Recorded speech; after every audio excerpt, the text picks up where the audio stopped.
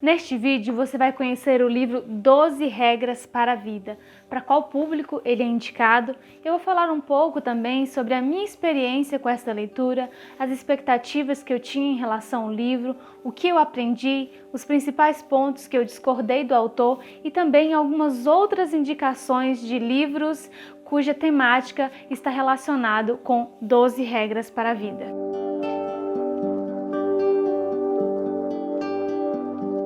12 Regras para a Vida é um livrão de 448 páginas, escrito pelo psicólogo canadense, que também é professor universitário, Jordan Peterson. É um livro relativamente novo, foi lançado aqui no Brasil em 2018. Antes de ler o livro, eu já sabia que o autor é querido por um grupo de pessoas que possui algumas ideias com as quais eu discordo. Isso foi uma motivação para a leitura. Eu queria entender as bases, os argumentos que sustentam a visão de mundo que é totalmente diferente da minha.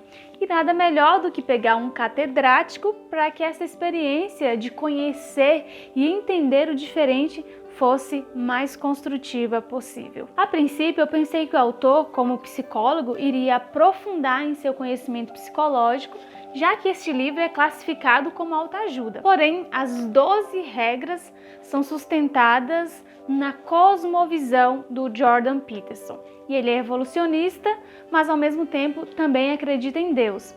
Inclusive, ele faz uso de diversos exemplos bíblicos, utilizando uma exegese própria e peculiar. Um traço muito marcante da escrita dele é a prolixidade. Ele escreve muito, claro que de forma simples, de forma clara, mas de um assunto entra em outro. Para uma mesma regra, ele consegue explorar fábulas tradicionais, histórias da cultura pop, relatos bíblicos, experiências pessoais. E ao final do capítulo, de forma geral, ele concentra no conhecimento psicológico e fecha o assunto. Cada capítulo é composto por uma regra, então são 12 capítulos, cujos títulos vou ler para vocês. O primeiro capítulo, ou seja, a primeira regra é costas eretas, ombros para trás. 2. Cuide de si mesmo como cuidaria de alguém sob sua responsabilidade. 3. Seja amigo de pessoas que queiram o melhor para você. 4. Compare a si mesmo com quem você foi ontem, não com quem outra pessoa é hoje. Muito importante essa regra. 5. Não deixe que seus filhos façam algo que faça você deixar de gostar deles. Se é que é possível os pais deixarem de gostar dos filhos. 6. Deixe sua casa em perfeita ordem antes de criticar o mundo. 7. Busque o que é significativo, não o que é conveniente. 8. Diga a verdade, ou pelo menos não minta. 9. Presuma que a pessoa com quem está conversando possa saber algo que você não sabe. 10. Seja preciso no que diz. 11. Não incomode as crianças quando estão andando de skate. 12. Acaricie um gato ao encontrar um na rua. Os capítulos mais significativos para mim foram o 8, o 9 e o 10. E eu fiz até anotações nesse caderninho chique personalizado que eu ganhei da minha amiga Patrícia. A regra 8 é: diga a verdade. Se trair a si mesmo, se disser coisas falsas, se agir de acordo com uma mentira, você enfraquece seu caráter. Se tiver um caráter fraco, a adversidade o derrubará quando surgir, e ela surgirá inevitavelmente. E ele deixa um conselho: se sua vida não é o que poderia ser, experimente dizer a verdade. Se você se sente fraco e rejeitado, desprezado e confuso, experimente dizer a verdade. No paraíso, todos dizem a verdade, e é isso que o torna o paraíso. O capítulo 9 foi o que mais me ensinou. O capítulo 9 é sobre ouvir as outras pessoas, é presumir que o outro possa falar algo que eu não saiba. E eu tenho dificuldade de ouvir as pessoas, não problema de audição, mas problema de paciência mesmo. Você sabe ouvir o outro? Sabe escutar sem querer solucionar o problema, sem dar conselhos ou reprovar a outra pessoa? Ouvir é um ato de amor.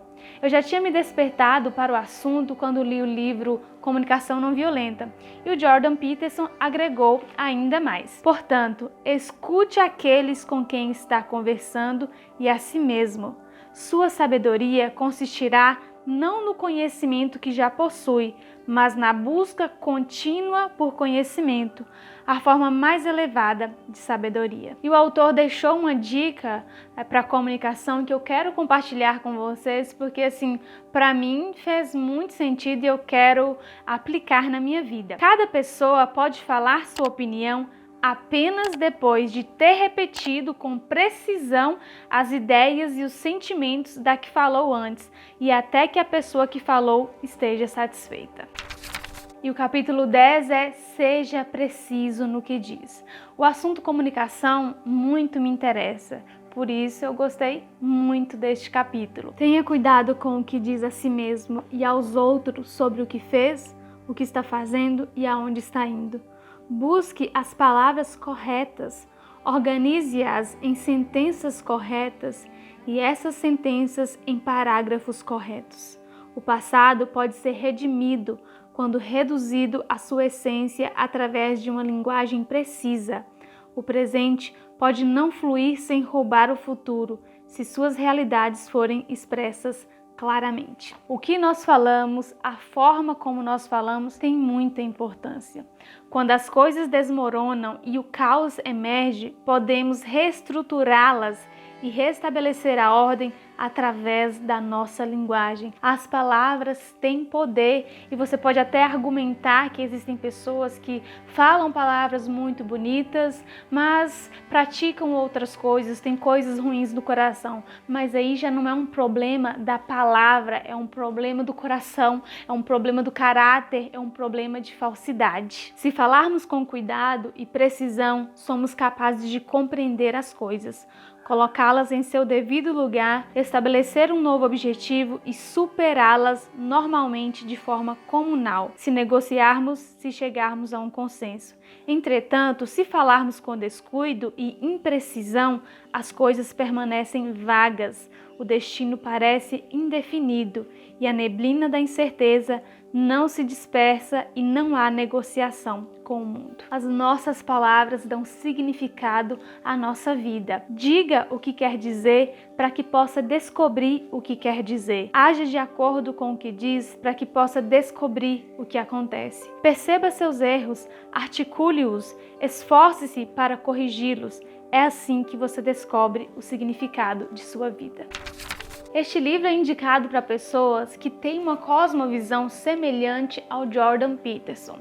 Isso é importante porque todas as explicações que ele dá são baseadas na evolução e ele mescla tudo isso com Bíblia, taoísmo e psicologia. E se você não possui esta cosmovisão, a leitura é interessante se você dispor de tempo, afinal é um livro bem grosso, e também se você quiser desenvolver tolerância para entender as ideias do autor e assim conseguir reter o que é bom para a sua vida.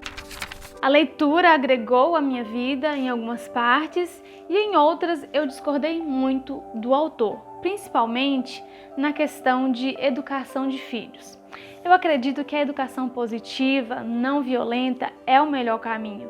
E diversas leituras me ensinaram que a infância é a fase mais delicada e decisiva na vida de um ser humano. É nosso alicerce e base. Tudo é construído na infância.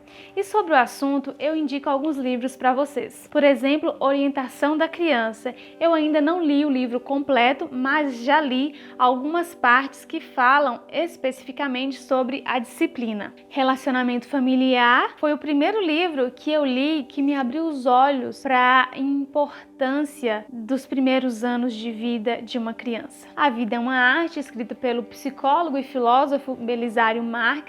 Tem resenha aqui no canal e você pode conferir. Educar, Amar e Dar Limites, os princípios para criar filhos vitoriosos. Brincar é fundamental. E Mais Velho, do Meio ou Caçula, do Kevin Leman, que também escreveu um outro livro muito importante, que é O que as lembranças da infância revelam sobre você. Um livro que a gente tinha, mas que infelizmente emprestamos e nunca voltou. Algumas pessoas acompanharam a minha leitura no Instagram, eu questionei alguns argumentos do autor, admirei outros, revirei os olhos algumas vezes, mas concluí o livro. Afinal, eu não leio para absorver o conteúdo, e sim para pensar sobre o assunto. O que eu mais gostei no livro foi essa ideia de viver uma vida significativa e verdadeira. Ter significado em sua vida é melhor do que ter aquilo que quer. Você já leu as 12 regras para a vida? Como foi a sua experiência? Se ainda não leu, o que você já ouviu falar sobre o livro? Deixa aqui nos comentários, agrega bastante saber o que vocês pensam. Obrigada por assistir até aqui. Se você gostou desse vídeo, curta, compartilhe com seus amigos e até o próximo livro.